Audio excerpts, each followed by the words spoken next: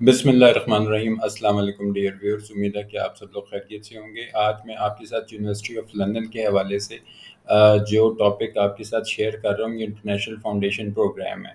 अच्छा, ये इस वक्त ज़रूरी इस हवाले से है कि मैं आपको ये बताना चाहता हूँ इसके अंदर कि अमूमन ये होता है कि जो बच्चे हमारे यहाँ पे एफ़ए या एफ़एससी करते हैं, तो उनके लिए जब वो यूनिवर्सिटी ऑफ लंदन में या वो इंग्लैंड की किसी भी यूनिवर्सिटी में जाके एडमिशन लेना चाहते हैं, तो उनको एक फाउंडेशन ईयर करना पड़ता है। इसकी वजह ये होती है कि इंग्लैंड के अंदर जब कोई बैचलर में एडमिशन लेता है, तो वो ए लेवल्स के बाद उसका बैचलर्स में एडमिशन होता है, जिसको अंडर ग्रेजुएट प्रोग्राम्स कहते हैं या अंडर ग्रेड प्रोग्राम्स कहते हैं।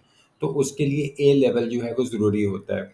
होता ये है कि जो number of years of education होता है एफएससी में या एफए में, वो 12 ईयर्स होता है और जो ए लेवल है उसमें 13 ईयर्स होता है। तो लिहाजा 1 साल के गैप को पूरा करने के लिए वहाँ पे जो यूनिवर्सिटीज़ होती हैं वो एक फाउंडेशन ईयर रखती हैं, जिसको वो इंटरनेशनल फाउंडेशन प्रोग्राम भी कुछ मतलब यूनिवर्सिटीज़ हैं जो कहती हैं, और उसको फाउंडेशन ईयर भी कहा जाता है। इसके अंदर जो चीज़ आपके साथ इस वक़्त मैं शेयर कर रहा हूँ, ये यूनिवर्सिटी ऑफ लंदन के हवाले से। लेकिन ये प्रोग्राम करने के बाद जो फाउंडेशन ईयर जिसको आम तौर पे कहा जाता है, ये प्रोग्राम करने के बाद ये ज़रूरी नहीं कि आप यूनिवर्सिटी ऑफ लंदन में ही एडमिशन लें। आप इंग्लैंड की किसी भी यूनिवर्सिटी में जो है, जो उनकी लिस्टेड यूनिवर्सिटीज़ होती हैं, वहाँ पे आप एडमिशन ले सकते हैं। तो ये तो एक पॉइंट अपने ज़हन में स्टूडेंट्स क्लियर इस वाले से कर लें, क्योंकि काफ़ी मुझे व्हाट्सएप मैसेजेस वगैरह या कभी कॉल्स वगैरह आती हैं, तो मैंने ये सोचा कि मैं एक वीडियो शेयर कर देता हूँ ताकि ज़रा आसानी होगी।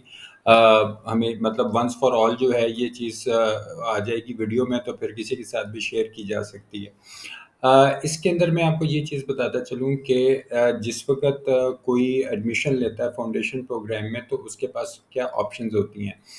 उससे पहले मैं आपको ये बता दूँ कि अगर आप नॉर्दर्न आयरलैंड में, वेल्स में, इंग्लैंड में, मतलब ये जो जगह हैं, यहाँ पे अगर यूनिवर्सिटीज़ में आप एडमिशन लें, तो अंडर ग्रेड प्रोग्राम्स के लिए वो आपकी 13 ईयर्स ऑफ एजुकेशन को मांगते हैं। तो जिन्होंने एफए या एफएससी किया होता है, उनको 1 साल का जो है ये फाउंडेशन प्रोग्राम करना ज़रूरी है। लेकिन इसके लिए ये कतई ज़रूरी नहीं कि कोई वहाँ पर जाए, ये वहाँ पर जाए बगैर पाकिस्तान में बैठ के भी हो सकता है, इंडिया, श्रीलंका, बांग्लादेश, अफ़गानिस्तान, चाइना, मतलब ये कहीं पे भी आप हों, आप किसी भी जगह पे बैठ के अपना ये जो आपका फाउंडेशन प्रोग्राम है या फाउंडेशन ईयर जो है वो आप पूरा कर सकते हैं। इसका मैं थोड़ा-सा आपको ब्रीफ ये बता देता हूँ। सबसे पहली बात ये है कि इसके लिए आपको, आप जहाँ पर भी हैं, पाकिस्तान, इंडिया, जहाँ पे भी कोई श्रीलंका वगैरह, जिधर भी आप, दुबई, चाइना, जहाँ पे भी हैं, आपको वहाँ पे उनका जो रिकग्नाइज़्ड टीचिंग सेंटर है, वहाँ पर जाना पड़ेगा। अच्छा, मेरे से पिछले दिनों किसी एक स्टूडेंट ने पूछा था कि जी लाहौर में यूनिवर्सिटी ऑफ लंदन की कौन-सी ब्रांच है? तो मैं इस वीडियो के हवाले से ये बताता चलूँ कि पाकिस्तान तो क्या, मतलब पूरे साउथ एशिया के अंदर जो है ना, यूनिवर्सिटी ऑफ लंदन की कोई ब्रांच नहीं होती, और ना है। उनके रिकग्नाइज्ड टीचिंग सेंटर्स होते हैं। टीचिंग सेंटर जो है वो यूनिवर्सिटी ऑफ लंदन की ब्रांच नहीं होता, बल्कि वो टीचिंग सेंटर जो है उन्होंने रिकग्नाइज किया होता है। तो लिहाजा ये सोचना कि ये यूनिवर्सिटी ऑफ लंदन का ब्रांच होगी या कोई सब्सिडरी, तो ऐसी बात उसमें नहीं होती। सेकेंडली इसमें ये है कि ये 1 साल का होता है, लेकिन जब आप एक दफ़ा रजिस्ट्रेशन करा लें, तो आपके पास ये ऑप्शन होती है कि इसमें चूँकि आपने 4 सब्जेक्ट्स टोटल पढ़ने होते हैं। अब आप वो 4 सब्जेक्ट्स ये भी पढ़ सकते हैं कि एक ही साल में चारों सब्जेक्ट्स पढ़ लें। ऐसे भी पढ़ सकते हैं कि पहले साल में 2 पढ़ लें और फिर अगले साल में 2 पढ़ लें। तो 2-2 सब्जेक्ट्स करके भी अगर आप क्लियर करना चाहें, तो भी आप क्लियर कर सकते हैं, और अगर चारों एक ही टाइम पर भी दे दें, तो भी क्लियर कर सकते हैं। आज वैसे 13 अगस्त है, तो ये जो इसकी एप्लीकेशन डेडलाइन वो 14 अक्टूबर है 2023, यानी अभी तकरीबन काफ़ी टाइम पड़ा, 2-1 महीने पड़े हुए हैं अभी। तो ये टीचिंग सेंटर की जो डेडलाइन वो 14 अक्टूबर है, और जो इसका क्लासेस वगैरह इंटेक्स होते हैं वो नवंबर के अंदर होते हैं, ठीक है? और यहाँ पर मैं आपको ये बताता चलूँ कि अभी वक्ती तौर पे जो लोकेशन है जो आप इस वक्त देख रहे हैं, यहाँ पे मैं इसको पाकिस्तान सेलेक्ट कर रहा हूँ। ठीक है, अगर मैं पाकिस्तान सेलेक्ट करूँगा तो यहाँ पर आपके सामने ये 5 जो है स्कूल्स आपको दिखाई दे रहे हैं, जिसमें ये डैनिंग बिजनेस स्कूल है, एक एलजीएस है, यूनिवर्सिटी कॉलेज लाहौर है, उसके बाद एलजीएस का एक इंटरनेशनल ये कोई लाहौर का है, और एक मिलीनियम है। तो ये 5 वो रिकग्नाइज्ड टीचिंग सेंटर्स हैं पाकिस्तान में, जो इंटरनेशनल फाउंडेशन प्रोग्राम कराते हैं यूनिवर्सिटी ऑफ लंदन का। अब ये वाला प्रोग्राम करने के बाद आप क्या कर सकते हैं, या आपके पास ऑप्शन क्या होती है, वो ऑप्शन मैं आपके साथ ये नीचे शेयर कर रहा हूँ। यहाँ पे ये जो वेबसाइट इस वक्त मैंने इस वक्त पेज ओपन किया हुआ है, ये यूनिवर्सिटी ऑफ लंदन की ही वेबसाइट है।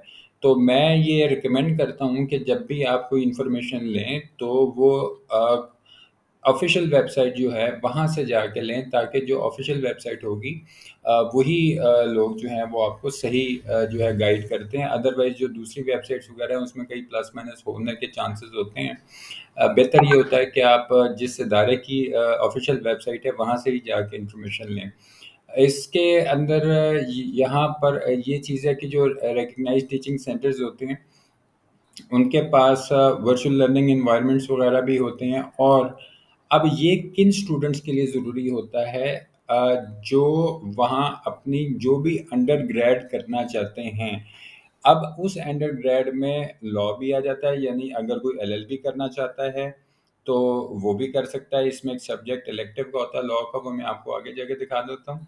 और उसके अलावा ये है कि आपने इकोनॉमिक्स में पॉलिटिकल साइंस है, बिजनेस है, मैथमेटिक्स है, मतलब आप ये आपके पास रेंज ऑफ सब्जेक्ट्स आपको ऑफर करती हैं कि जिसमें से आपने अपने सेलेक्ट करने हैं। अब उसके अंदर जो मेंबर इंस्टीट्यूशन इनकी हैं वो लंदन स्कूल ऑफ इकोनॉमिक्स है, फिर ये गोल्डस्मिथ्स है, किंग कॉलेज है, रॉयल हॉलवे है, ये सारी चीज़ें उसमें आती हैं। तो ये चीज़ जो है वो मैंने आपके साथ शेयर करनी थी, ताकि ये क्लैरिटी एक दफ़ा डेवलप हो जाए स्टूडेंट्स के अंदर कि क्या क्या फाउंडेशन प्रोग्राम जो है वो किया जा सकता है। यहाँ पे मैं ये बता दूं कि वो वाले स्टूडेंट्स जो एलएलबी करना चाहते हैं उनके लिए बेहतर ये है कि वो सर्टिफिकेट ऑफ हायर एजुकेशन करें, क्योंकि उसमें चारों के चारों सब्जेक्ट्स जो हैं वो लॉ के ही होते हैं। ठीक है, उसमें आपका क्रिमिनल लॉ आ जाएगा, आपका टॉट आ जाएगा, आपके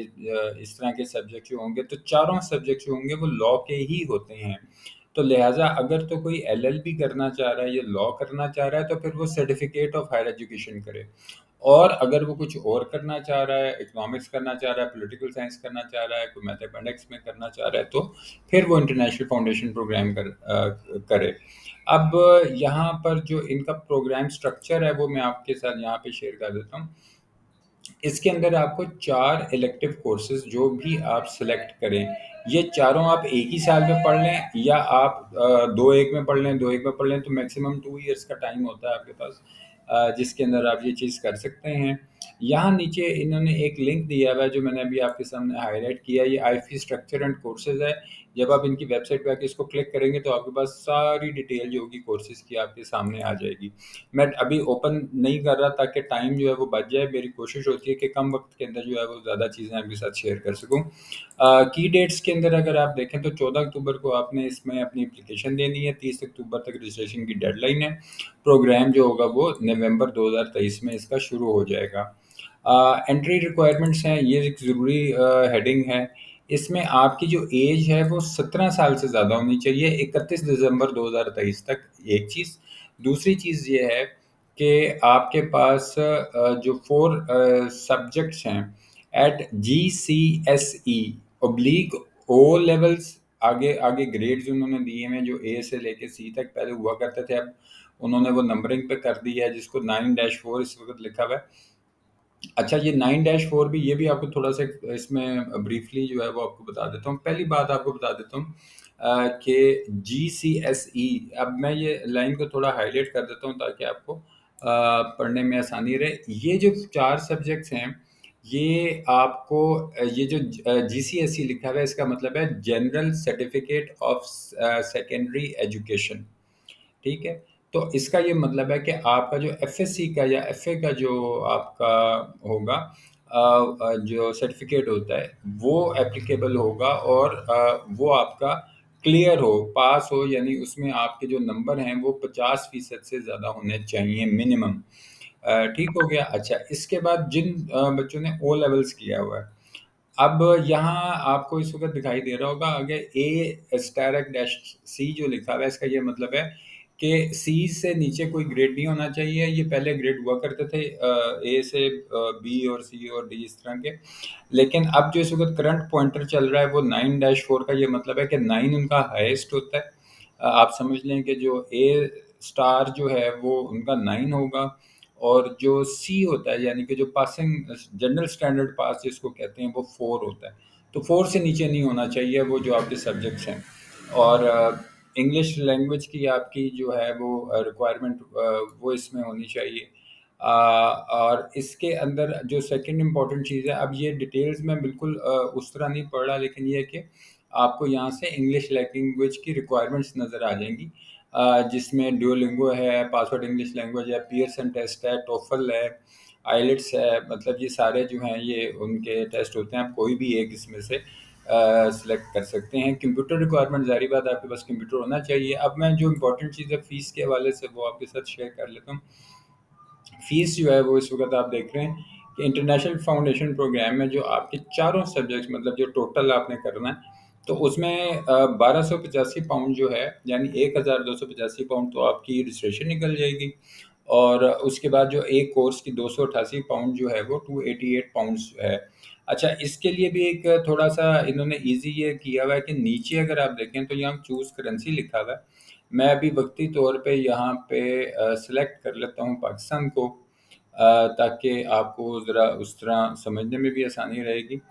तो यहाँ पर अगर आप देखें तो ये पाक रुपीस लिखा हुआ था, मैंने वो सिलेक्ट कर लिया है यहाँ पे, और मैंने कन्वर्ट के जो बटन है इसको क्लिक कर दिया, तो अब आपको नज़र आ जाएगा कि इस वक्त जो आपकी फ़ीस बनती है वो तकरीबन 4,71,675 रुपये आपकी रजिस्ट्रेशन होगी।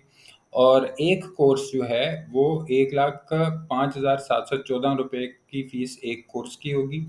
और जो आपका टोटल 1 ईयर का जो अगर आप करें तो ये आपका बनेगा 8,94,532 रुपये। तो ये आपका 1 साल का फाउंडेशन प्रोग्राम जो है वो वहाँ का बनेगा। इसके अलावा जो कंटिन्यूस रजिस्ट्रेशन वगैरह के नीचे उन्होंने अपने दिए हुए हैं, और सिंगल कोर्स भी अगर कोई करना चाहे तो भी कर सकता है, वो भी नीचे उन्होंने मेंशन किया है। तकरीबन 2,24,000 बनता है ये पाकिस्तानी रुपीस के अंदर। ठीक है? तो ये एक इम्पॉर्टेंट पॉइंट था। मैं मेन इसलिए कवर कर रहा हूँ, जो ज़्यादा बच्चे मेरे से या पेरेंट्स कई दफ़ा जो होता है वो क्वेश्चन पूछते हैं, तो मैं फिर वही चीज़ें जो हैं ज़रा हाईलाइट कर देता हूँ। अच्छा, इसमें नीचे अगर आप आ जाएँ तो इनकी प्रोग्रेशन और फिर फंडिंग जो स्टडी, ये एक पोर्शन ऐसा है जो आप देख लीजिएगा कि अगर कोई अपनी स्टडी को फंड कराना चाहता है तो ये नीचे इन्होंने ये लिंक दिया है जिसको मैंने हाईलाइट किया है। इसको वो कर सकते हैं, जाके देख सकते हैं कि भाई कौन-सी ऑप्शंस ऐसी हैं जिससे वो अपने फंड कर सकते हैं। वीडियो के अख्ताम में मैं उम्मीद करता हूँ कि आज की इस वीडियो से आपने कुछ नया सीखा होगा। मेरी कोशिश होती है कि यूज़फुल इन्फॉर्मेशन आप लोगों के साथ शेयर करूँ। और दूसरा ये चीज़ है कि जो लॉ करना चाहते हैं, ठीक है? मैं आखिर में बता दूँ कि उनके लिए बेहतर है कि वो सर्टिफ़िकेट ऑफ हायर एजुकेशन करें, जो लॉ का ही कॉमन लॉ का होता है, और उसमें 4 सब्जेक्ट्स होते हैं लॉ के, और चारों ही जो सब्जेक्ट्स हैं वो लॉ से रिलेटेड ही होते हैं। तो वो भी तकरीबन सिमिलर होता है, लेकिन इसमें ये चीज़ होती है कि आप अपने किसी भी अंडर ग्रेड प्रोग्राम के लिए, चाहे वो political science, economics, mathematics, business, law, किसी के लिए भी कर सकते हैं। और वो जो certificate of higher education common law है, उसके अंदर आप एलएलबी, आपको ज़्यादा सूट करता है वो वाला प्रोग्राम। तो ये चॉइस आपने खुद करनी है। बहरहाल मेरे पास ये इन्फॉर्मेशन थी, मैंने सोचा मैं आपके साथ ये चीज़ जो है वो शेयर कर दूँगा। अपना अपने गिरद-ओ-दिमाग और अपने सेहत का ख़्याल रखिएगा, और नीचे कमेंट बॉक्स के अंदर अपनी राय का इज़हार ज़रूर कीजिएगा, ताकि हमें आने वाली जो हमारी वीडियोज़ हैं हम उनको मज़ीद बेहतर कर सकें। Thank you very much. अल्लाह हाफ़िज़।